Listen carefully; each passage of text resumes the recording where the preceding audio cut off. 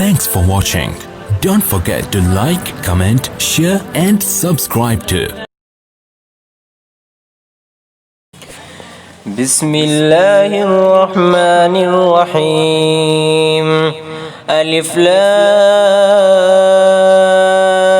ميم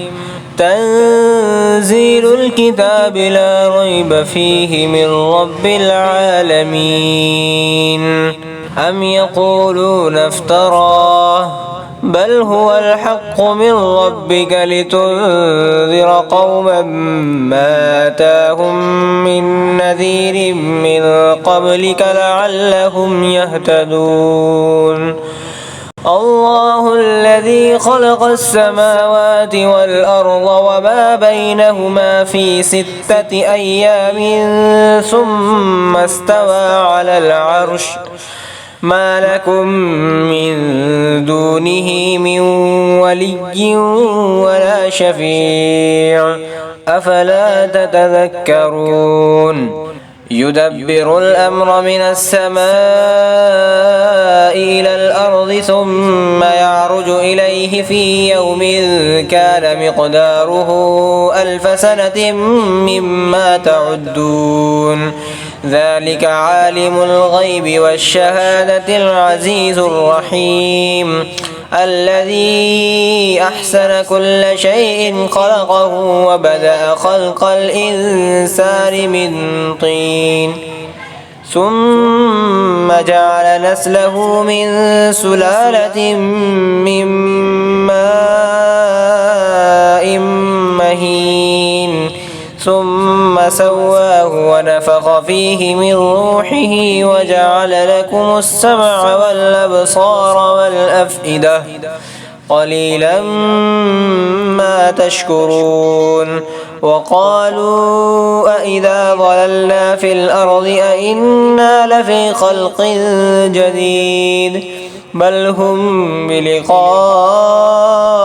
ربهم كافرون قل يتوفاكم ملك الموت الذي وكل بكم ثم إلى ربكم ترجعون ولو ترى إذ المجرمون ناكسوا رؤوسهم عند ربهم ربنا أبصرنا وسمعنا فارجعنا نعمل صالحا إنا موقنون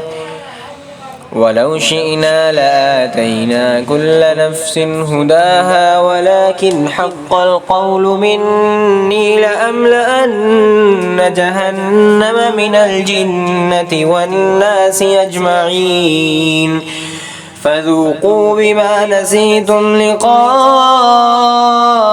يومكم هذا إنا نسيناكم وذوقوا عذاب الخلد بما كنتم تعملون إنما يؤمن بآياتنا الذين إذا ذكروا بها خروا سجدا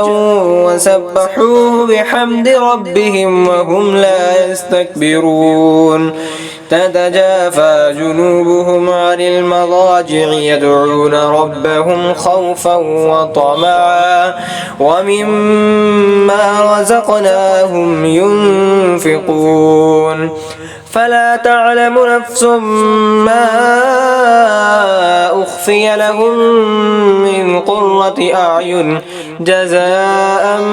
بما كانوا يعملون أفمن كان مؤمنا كمن كان فاسقا لا يستوون أما الذين آمنوا وعملوا الصالحات فلهم جنات المأوى نزلا بما كانوا يعملون وأما الذين فسقوا فمأواهم النار كلما أرادوا أن يخرجوا منها أعيدوا فيها وقيل لهم ذوقوا عذاب النار الذي كنتم به تكذبون ولنذيقنهم من العذاب الأدنى دون العذاب الأكبر لعلهم يرجعون ومن أظلم ممن ذكر بآيات ربه ثم أعرض عنها إنا من المجرمين منتقمون ولقد آتينا موسى الكتاب فلا تكن في مرية من لقائه وجعلناه هدى لبني إسرائيل